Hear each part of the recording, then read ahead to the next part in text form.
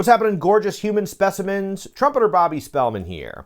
And 3 years ago, I released a video on this channel entitled, Don't Tighten Your Lips to Play High Notes.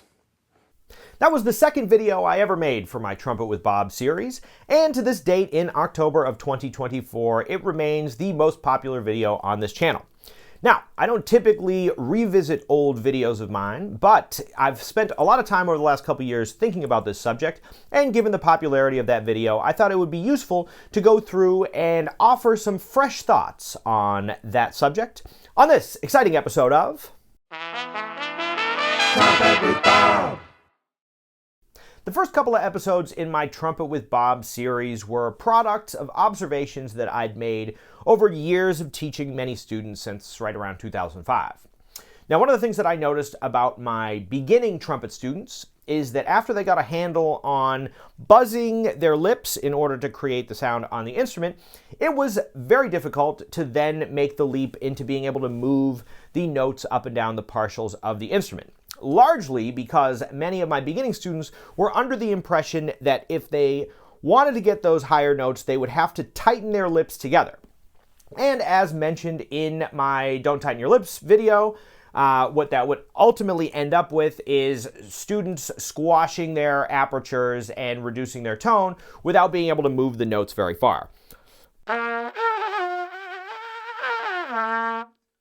So I found over the years that the best way to describe the mechanisms involved in moving those notes from low C, for example, up the partials to G, middle C, and up so on into the upper register was to describe, first of all, the value of using the air support in order to move those notes around, and the value of shaping that air in the inside of your mouth with your tongue using the vowel sounds ah and E.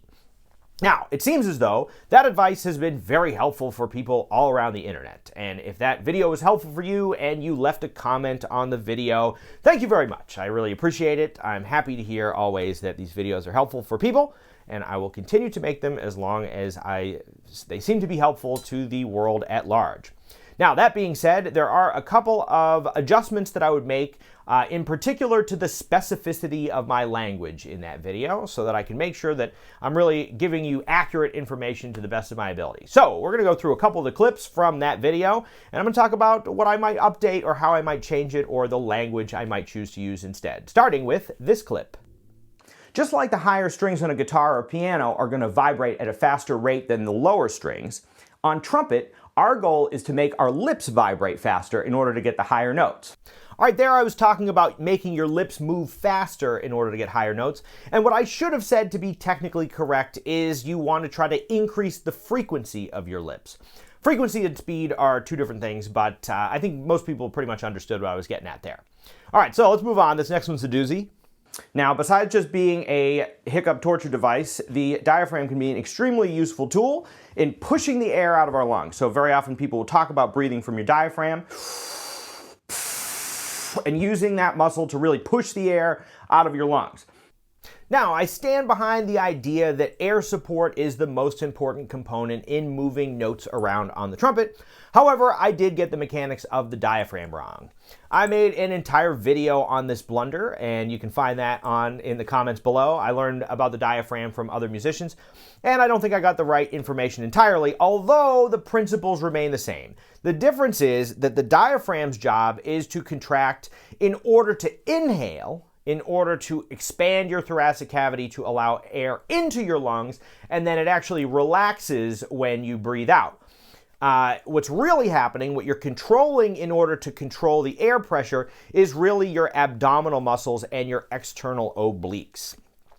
So that principle really remains the same. It feels the same, whether or not you're thinking of it as a diaphragm or your abdominal muscles, and it doesn't change the fact that your air support is of paramount importance when not only playing the trumpet, but when manipulating the airstream to be able to move the notes around on the instrument. Now, let's stay on air support for a moment, because there's there's some different views on that I think would be worth addressing. Number one, there is a question as to whether pushing air from your abdominal muscles will increase the pitch of the instrument or only serve to increase the volume of the instrument. Now, what I've found over the years is thinking very much about pushing that air from your abdominal muscles gives you a lot of control of the pitch as you move it around the instrument. One way that I can demonstrate the manipulating the pitch with the abdominal muscles is to start on a very low note and just push through the horn with my air and listen to the way that that affects the pitch of the instrument.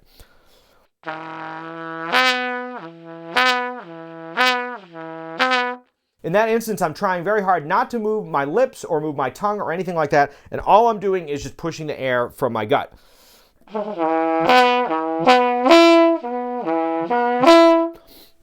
And if I want to maintain the same pitch but increase the volume, I find that I have to very subtly move my tongue around in my head and manipulate my face a little bit more.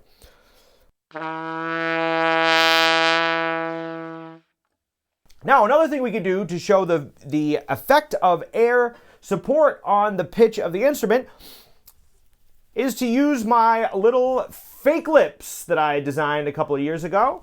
All right, these are some rubber lips made out of balloons. You may have seen those in my physics video. But in inventing this device, what I've done is I've taken all the variables out. So all we have is just the air support, let's call it, coming from the tube, and the balloons cannot change the tension of their lips. The balloons cannot change the position of the balloon's non-existent tongue, etc. So let's check this out. We're going to give a little demonstration as to what happens if I put more air through this the lips and without changing any other factor.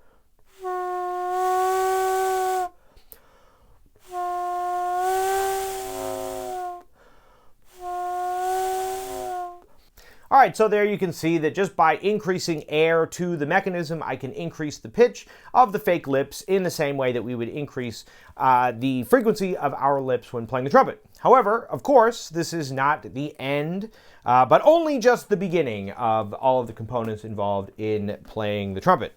Now, the rest of the video basically has to do with the idea that by controlling the position of your tongue, you can control the air speed in your mouth and thus the pitch of the instrument.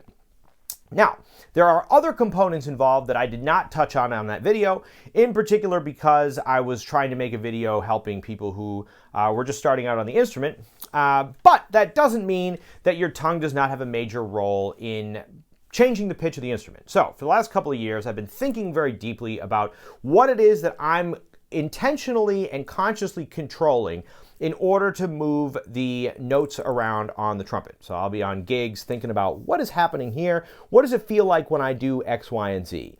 And I spent a lot of time studying the physics of the trumpet, the physics of sound. I read about 5 books, I talked to physicists, things of that nature. The product of that effort was my 3-part physics of the trumpet video.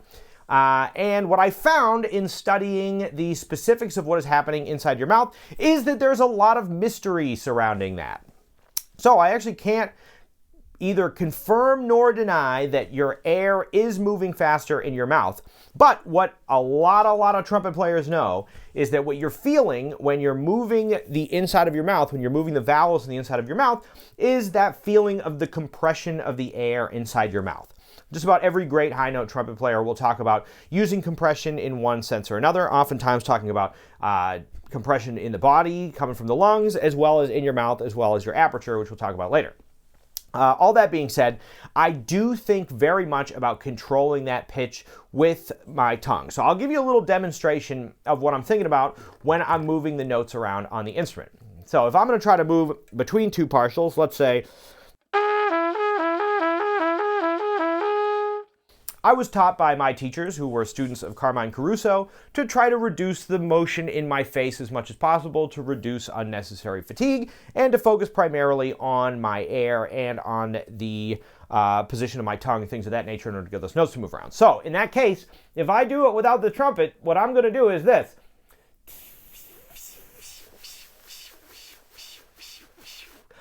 Ee-yaw, ee-yaw, ee-yaw, ee-yaw, ee-yaw.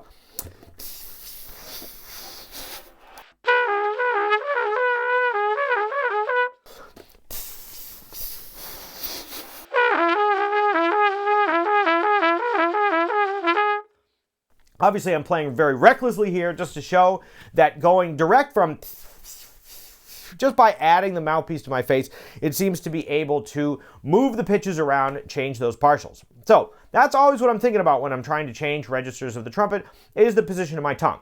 Now, is that the end of the story? No, it is not. There are several other components in changing the pitch of the instrument.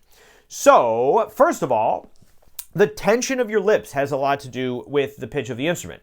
That's a little harder to get a handle on in the very beginning, but basically the gist is the corners of your lips are going to keep your lips a certain degree of tension on your lips, which, like the tension on a guitar string, is going to enable you to move around the registers of the instrument. So, if you look at a tuba player play, the tuba player is going to be playing with very limited tension.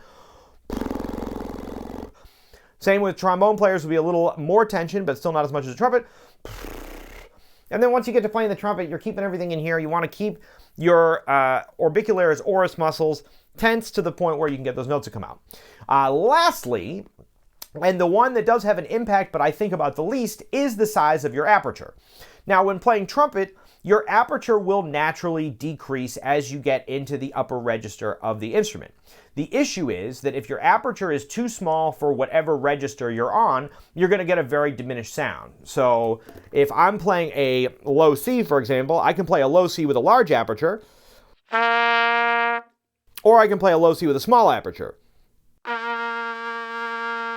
Those are both a low C, but my tone changes substantially with the smaller aperture. So what I try to do, you can even get a questionable tone if your aperture is too big. You can get a lot of air in your sound. So the goal is to try to find an aperture that's appropriate for whatever register you happen to be in. As you go up the registers of the trumpet, your aperture will naturally decrease, which allows you to play especially into the upper register of the instrument.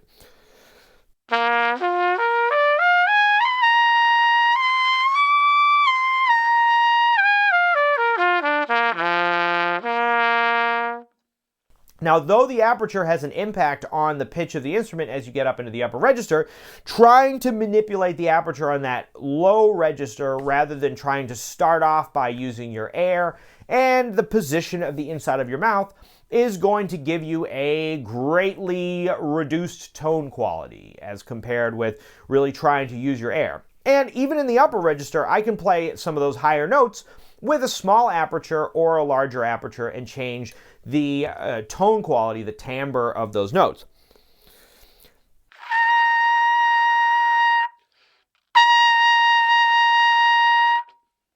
In the second instance, I'm really trying to use my air support and use my abdominal muscles to be able to open up that sound and try to get a more full sound out of that high C. In that instance, I'm still creating a lot of tension with my lips. I'm still keeping my tongue up in my head like I talked about in my tongue arch video.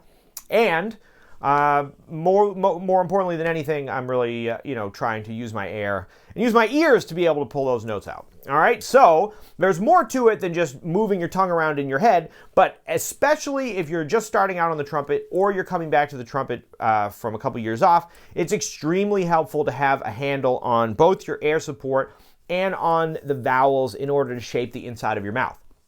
Now again, there is some controversy and mystery involved in the specific mechanisms of what's going on. I have heard some trumpet players talk about it being air pressure, but that's a little tricky for me because if we're taking the Bernoulli principle as an example, then as the space in your mouth decreases, the pressure should also decrease as the velocity of the air increases. So that seems to be a point for air velocity. It still may be that the velocity of the air is having that big impact on the pitch of the instrument.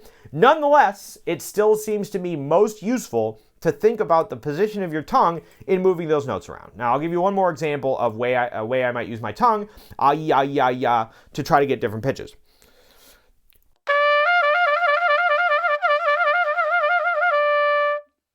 If I were to try to create that lip trill with my aperture, it's going to come out sounding more like this.